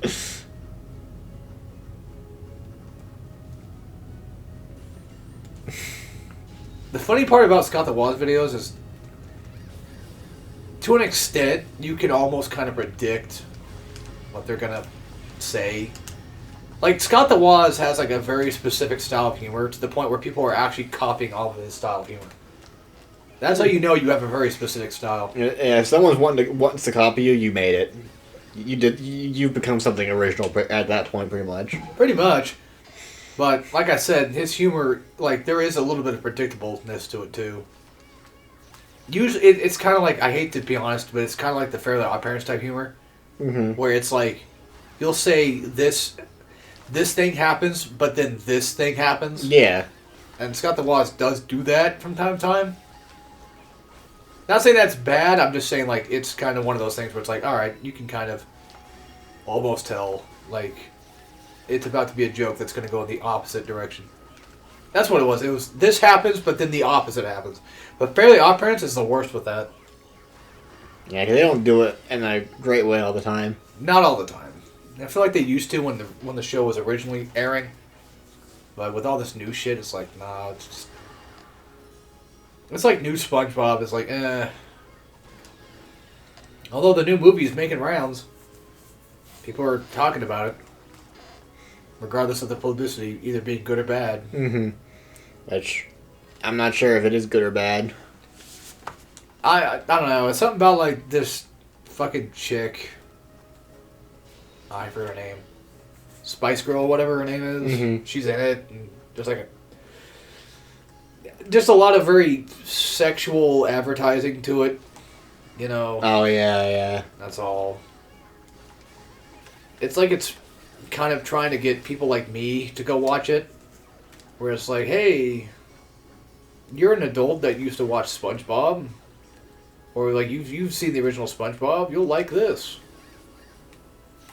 Maybe it's good, who knows, I don't know. Hard to say. I'm not gonna discredit something just because I haven't seen it yet, but I've seen bits of the new seasons and that's just like, nah.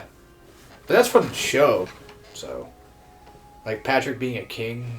Mm-hmm. That was awful. Yeah, that wasn't a good episode at all. I hated that episode whenever it came on. Which is funny because like Patrick's been a dick before. Remember that one where his parents came over? Yeah, that one also sucked. I still think it was funnier. Mm-hmm.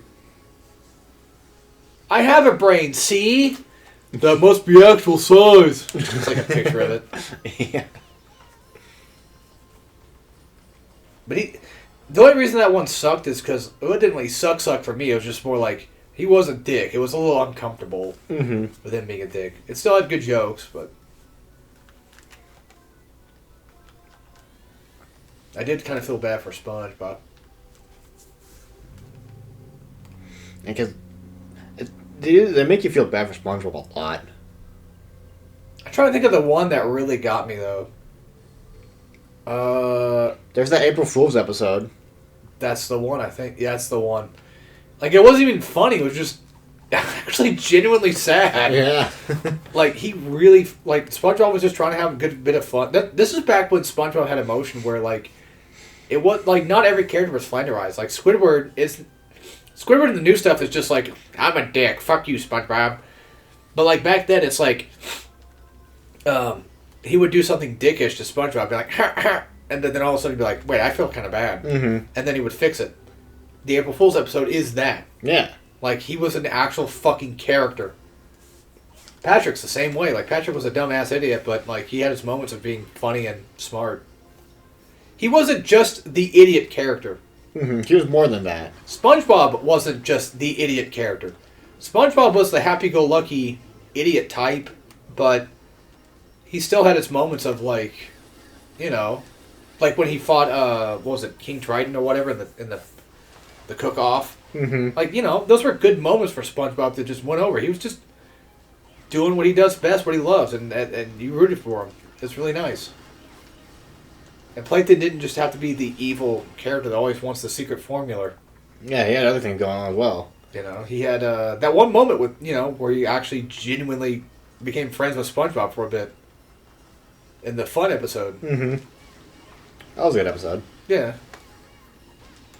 And of course, I like the beach one. Oh, yeah. Stepping on the beach. That's good. Why was he doing that? I mean, why not? Yeah, just cuz. Why not? SpongeBob just having a good old time. I would say characters that were kind of flanderized back then would probably be like Larry, I feel, because like he didn't really do anything outside of just bodybuilding. Yeah, that was just his thing. But, I mean, the lifeguard thing, he kind of... At least I gave him something extra. Yeah, it was something a little extra. Even Sandy, for God's sakes, got turned into fucking... Yeehaw! Science the character! Mm-hmm, and that was basically it. I missed the hibernation stuff. I missed the hibernation, the karate. She had a decent stuff going for her other than just being a smart person. Yeah. And they just kind of sanded off the edges. What's funny is you can kind of consider her a Mary Sue. Like, by definition. Like, especially even back then. But I wouldn't really see her as that until, like, now. Mm-hmm. Now, she is the Mary Sue. Back then, she was just, like, the fun character that got SpongeBob into, like, a couple of antics. But she was also just not a dick about it. Mm-hmm. Except for, like, that one time she did the extreme sports, but that's about it.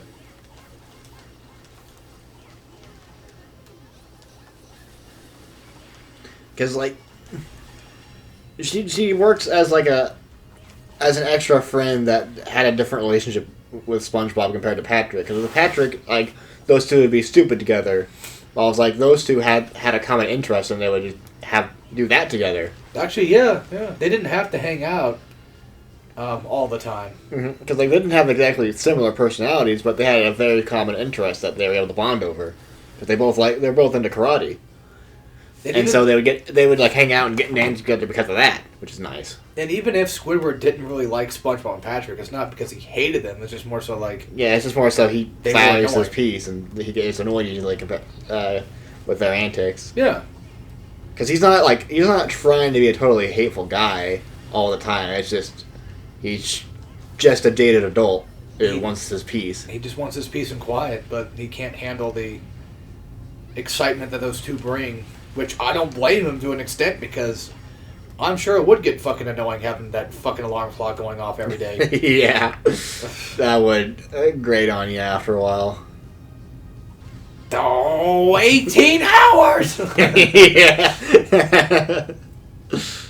But that wasn't that was SpongeBob's fault, but he wasn't trying to do it to mess with Squidward. Close. It was the jellyfish that were doing it, not really SpongeBob. He was trying to stop it, but he couldn't. So you can't really blame SpongeBob for it. Yeah, you can't blame him fully for it. You can blame him for bringing the jellyfish in general, but you can't blame him for what they did. Right. Which reminds me, the jellyfish episode where Krabs was kidnapping all the jellyfish and making them make jellyfish sandwiches. Mm-hmm. Those look pretty good. They did, yeah. I'm not gonna lie. Even though they probably taste like shit. But like back then, I was like, "Oh, this looks really nice." Because everybody loving it made it look good because they loved it. Especially the pretty patties. Oh yeah, pretty patties, pretty patties.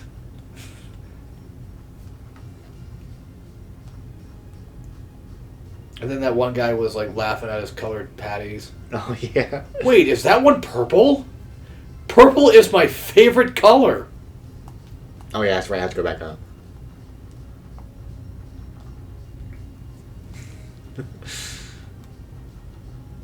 SpongeBob had a lot of good bits. Sure did. I don't talk about this one very often, but the one where they go with like the $1 million, like they're going clam fishing or whatever. Oh yeah. That had a lot of good jokes in it.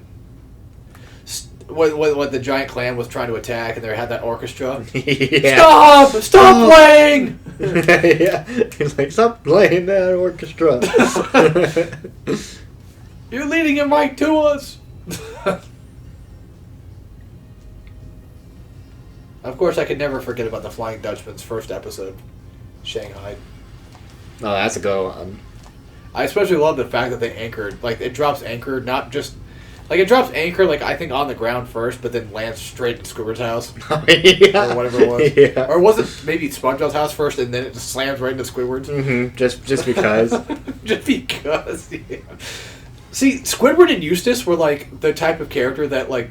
Well, Squidward was a lot different than Eustace, of course. Mm-hmm. Like, you don't want to see Squidward get hurt, but, like, he only ever got hurt because he deserved it. Yeah, he did something dumb. Or he did something mean. He was doing something and he got hurt because of it. And he got hurt because of it. Eustace was always a grump. It didn't matter. Eustace never had a... That's not true. Eustace did have moments where he was good-hearted. Because, like, I don't know, his hatred for Courage, you know, it's unwarranted. But his love for farming and Muriel, you know, you kind of want to see him win at that, of course. But for the most part, it was always funny watching him get his ass whooped, because a lot of the time he was just the asshole. Shit. But he did have those moments where it actually was emotional for him, surprisingly enough. Mm-hmm. I remember those. Shit. Okay, I'm gonna have to start ignoring it and get to the next area. Because I forgot to get a thing. Speaking of SpongeBob, those things remind me of the Tikis from... They do look like the Tikis, yeah. Yeah. Maybe because, well, you know, obviously the faces.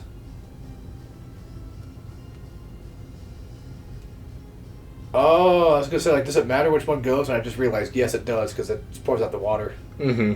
So you gotta have to make sure it's facing the right way. Otherwise, it doesn't do anything. I gotta piss again. Yeah, this is the last level before the boss phase, this stage. Well, we can fight the second boss and call it a video if you want. Yeah, that's what I was thinking of doing, of getting there. And then another thing I can do is, once I get to the second part of this stage, as long as this thing doesn't kill me, I can just go back outside and get a lunchbox. Yeah. Because here I am. Pretty Now I much can go back to. Now I can just go back here. And I'm specifically gonna leave from this area because it'll be a little bit faster than spawning at the other spot. Because this will take me right to my assist. Wait, I just remembered. I can just fucking do this. But I don't have access to the other recipes. I'm gonna go pee real quick. Might as well. I'm just gonna go cook up some lunchboxes. Which one was the best? This one. To a lunchbox. And what do I have? Okay, time to just eat these now. Yes. Eat it now. Eat it now. Alright. And we leveled up, yes. And now we got another lunchbox, guys. Because you just gotta eat a lot. It's cool. Ask for a lunchbox, then we can get another one of these.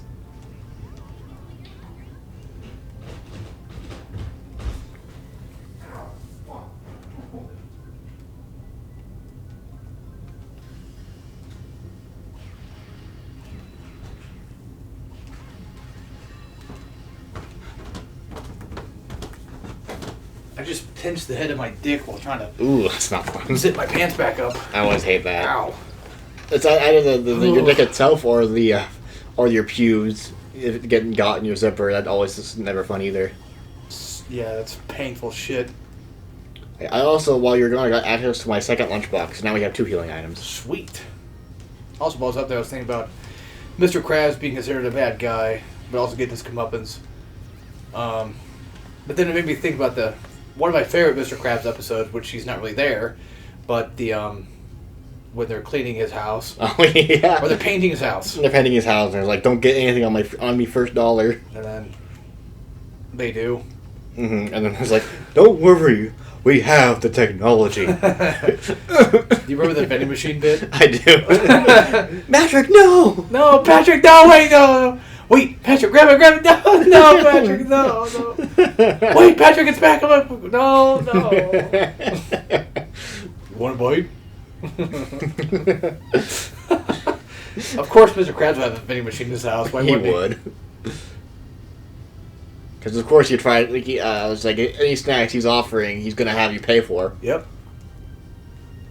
I think only one time he ever made something free, and it was a free salad bar, and nobody came, so doesn't count.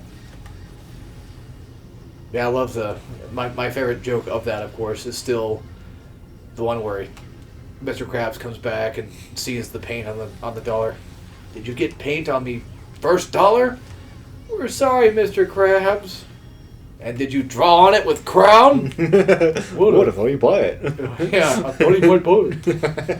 That's a good bit. That's classic SpongeBob. It was written by people that knew how to make. Yeah, they knew how to make jokes. Now, that's not to say, like, the new seasons don't have jokes. Like, there was one I always bring up. I think it was one of the new season stuff. Like, season 4, because, you know, that was when the new stuff came. Mm-hmm. Where, anything post-movie, where SpongeBob was being... He had, like... Plankton was giving him a therapy session or whatever, to get the Krabby Patty formula, of course. Mm-hmm. He was doing, like, therapy with him. And then SpongeBob was, like, freaking out about something, and then he just, all of a sudden, was holding a piano, and then Plankton's like, wait a minute, where'd you get that piano? Oh, yeah. I remember that. But, like, that's a later season thing, right? That can't be a early... It's like, I want to say probably a season 6 or later thing. I forget the exact thinking, number. Like 4 or 5, yeah. But that sounds like a later season thing, I'm pretty sure. But it also has, like, the joke from the earlier season, too. So maybe it was... It might have been early season 1. I just don't remember it being there. Speaking of another bit that I remember really liking is the exploding pie one. Oh, yeah. Because in one of the ones where he's like first saying, "Oh, let's eat," it's like he's showing it off, and then it pans back, and the pebble just magically appears because it wasn't there in the first frame. Whenever he was gonna go give the frame, but they put the pebble there so he could trip on it. Oh, which is funny. I don't think that was intentional though. It might have been. I think they forgot to put it in the first part, but they remembered in the second part. But if it was intentional, that is pretty funny. It was like, oh yeah, here's a thing for him to trip on now. Because that's, I mean, well, to be fair, knowing that type of comedy, it probably was intentional to have it not there until then. That's what I'm thinking. That sounds realistic enough for them to do. Because the pebble's really big. Yeah. They didn't make a small pebble. It's hard to see. It's really easy to see. Of course, speaking about pebbles reminds me of the rocks from the Pioneers. Oh yeah, the Pioneers used to ride these babies for miles. I like how SpongeBob was just completely right the entire time. Yeah, he just drove it off. Remember when Squidward was like, "There's no way you can drive a rock," and then all of a sudden just gets slammed with it. When SpongeBob takes off. Wait up! Wait for me. That was another good Squidward episode because Squidward defended his friend. Yeah. Which reminds me, I forgot I made that joke, like the Diet Dr. Kelp thing again, because I forgot what it was. I might have been around Christmas time. I don't remember. I was going to make that joke, but I totally forgot to. Because I think I forgot my drink, or... I think I was about to forget my drink or something. I don't know. I was like, where's my Diet Dr. Kelp? You forgot my drink! Well, you didn't order a drink! It's funny because of how realistic that is. That is something that would actually genuinely happen. Because, like, there are times where, like, you think you ordered a drink, but you really didn't. But there are times where you actually order a drink, you don't get it. Mm-hmm. Because, like, just look at straws. You never fucking get those. No, you never do.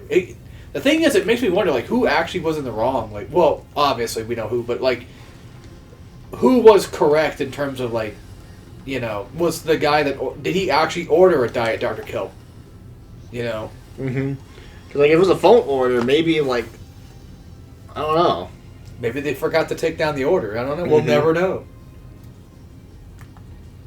It's hard to say. Not that we need to know, just... That's something like some dumbass YouTuber would make like a 10-minute video about. Yeah.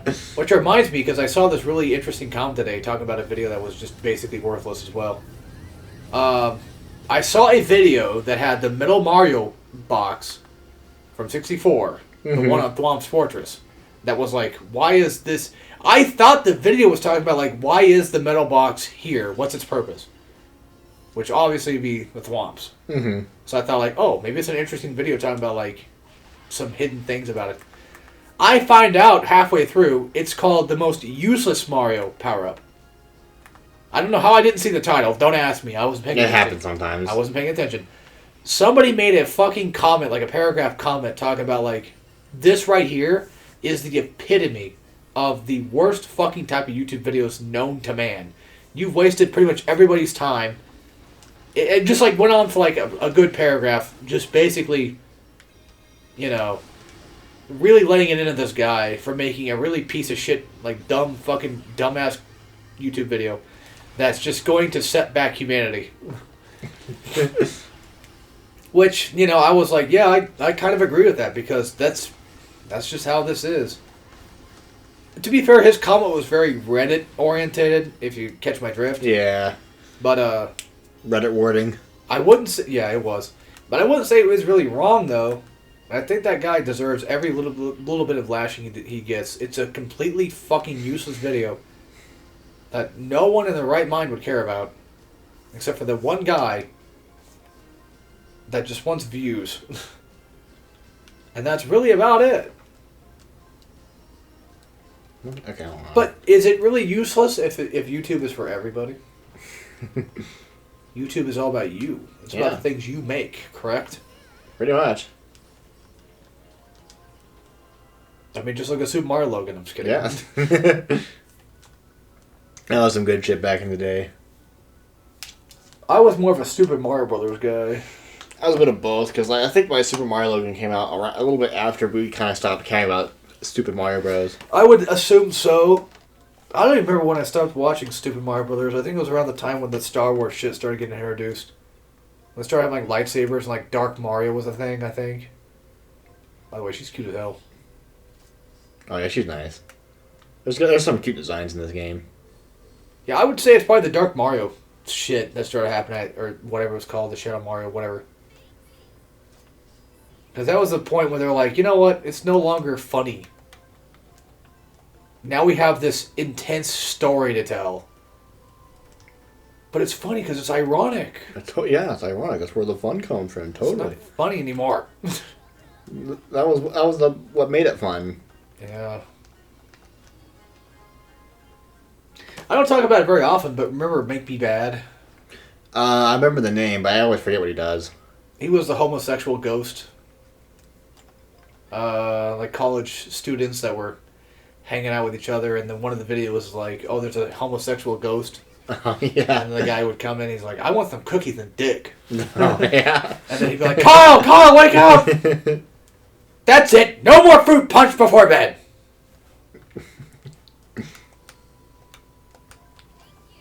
There really is a gay ghost! He's trying to get me! Go back to sleep.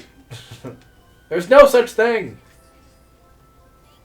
I think he actually got blood raped at the end, didn't he? Probably. I think so.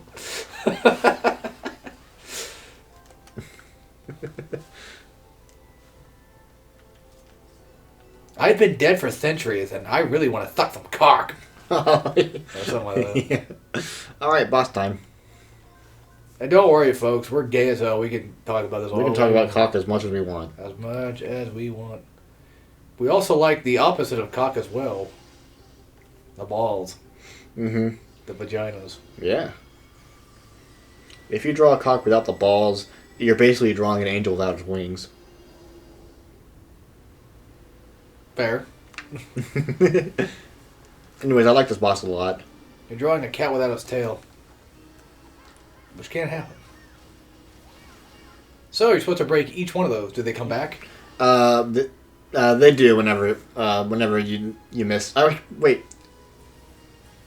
I forget if they do come back or not. We'll remember. This is some fucking Sonic DS boss fight shit right here is what this looks like. I know you don't know what I'm talking about, but this is some Sonic Rush, Sonic Colors, like 2D DS game boss look.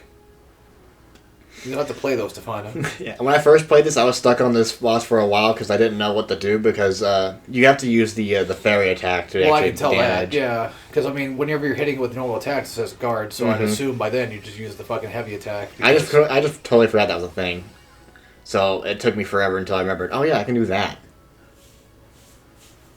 And I never this phase, I'm going to just speed it up until, oh, okay. Ow, fucking asshole. I want to play some Castlevania stuff again. I had the DS collection, so maybe I should just play those.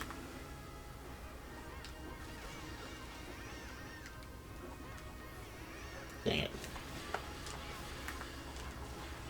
Oh yeah, so as I hear slight knocking again. I have no fucking clue if I'm actually going fucking insane or not. I was down here yesterday, another bug got in. I got rid of the bug. After I got rid of the bug, I heard, this is 12 o'clock at night. Somebody knocked on my door. Alright, weird. But here's the thing though. I went upstairs. I looked under, like I can see kind of like a little bit underneath my door to see if anybody's there. I didn't see anybody in the door. I was kind of scared though, to be honest. I didn't want to look through the window. But it was just like a, knock, knock, knock, and then gone. Like there was never a second. Like if it was somebody wanting something, they would have knocked again. Mm-hmm. There was no second, like, knock or nothing. I assume it's very possible it could have been the stick that keeps hitting my window, but that's impossible because it sounded like a knock, knock, knock. Which is something a human would most likely do. Mm-hmm. And I know for a fucking fact I heard it. And it scared the shit out of me for a good while. But I don't know. My guess is like it's very possible that somebody probably did actually knock on my door, and they might have just been some fucking crackhead or something, and then just left, or some kid trying to ding dong ditch. And those are very possible answers. But at 12 o'clock at night, like the only answer I could think of is probably just some fucking crazy ass crackhead, some bitch. Should probably use that. Because I guess crackheads are insane. They'll do anything. There's druggies everywhere. It doesn't matter what fucking place you live in. There's some druggies somewhere. But I also thought it might have, weirdly enough, been David or something that might have like came over, like in the middle of the night, like he got dropped off somewhere or something, or he couldn't get into his house or something, and he wanted to maybe like come over and stay for a bit. But like it was just like a one-time knock and then just gone. Which sounds like something that he probably would do, but I don't know. But if it was him, why wouldn't he just, text me? Yeah, he has ways to text you, so. Like on Discord or Twitter or something, you know what I mean? So it's like, it makes no sense. Not that I wouldn't let him in, I'm just saying, like, I don't know.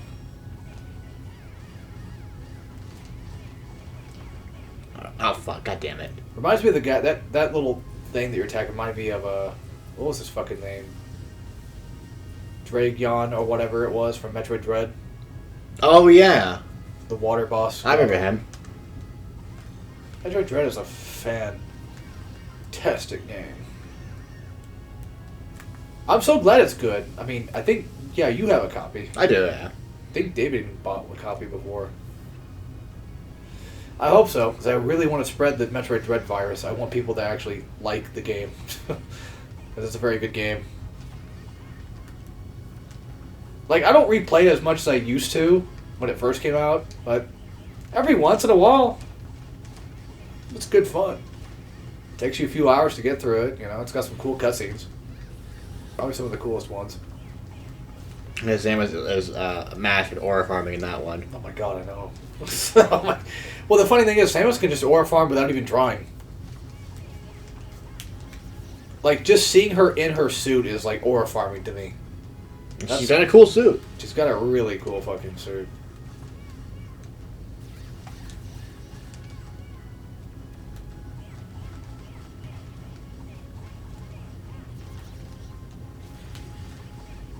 Also, I know you don't play Metroid all that much, but they've really been trying to give her a more feminine, like, you can tell she's a lot more feminine in, like, later Metroid games because the way she walks is... Because, like, back then, it was kind of hard to make that animation, so you couldn't really. So why would you?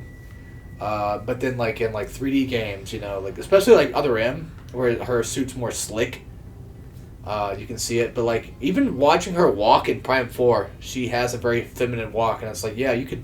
It's cool that they're not trying to get rid of that. Now, that seems like something that modern day assholes would try to do. Yeah, they would. No, she can't be female. Well, why not? I mean, she's fucking. Like, it was crazy to find out that she was even a woman back then. Like, what? Why are we trying to take that away from her now? That's political shit. We're not going to get into that. People suck. Anyway, there you go. That's this game. Good enough, right? Pretty much, yeah. Just going to get to the end of the chapter real quick. Well, I guess we'll see you guys never. That was a cool little showcase of that game while we talked about a bunch of neat stuff. I have something of my own I'm potentially planning on showing off. It's nothing insanely crazy, but it would be fun for me. It's more so like, I just kind of want to play it. That's about it. Yeah. So I got a Super Ge-NES of my own. We got to see maybe 2. So stay tuned for that. See you all then. Yeah, see ya. Whoop, whoop, whoop.